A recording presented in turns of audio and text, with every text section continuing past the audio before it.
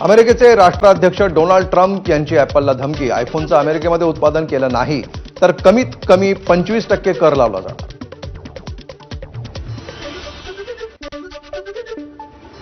मोदी सरकारला आरबीआयकडून 2.68 लाख कोटी रुपयांचा लाभांश.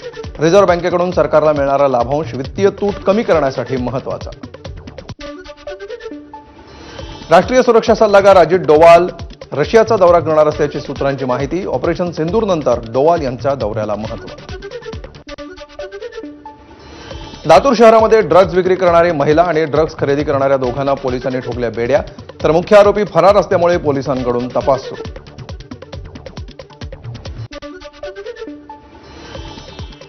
उपमुख्यमंत्री एकनाथ शिंदेंनी केली नालेसफाईच्या कामांची पाहणी. भांडूप पूर्वच्या उषानगर भागामध्ये शिंदेंनी पाहणी करत घेतला आढावा. नाशिकच्या श्रमिक नगरमध्ये वाहनांची तोडफोड. श्रमिक नगरमध्ये टावाळखोरांनी घातला हैदोस. वाहनांच्या तोडफोडीनं नागरिकांमध्ये भीतीचं वातावरण. 12 चारचाकी वाहनांची कोयता आणि लोखंडी रॉडनं केली तोडफोड.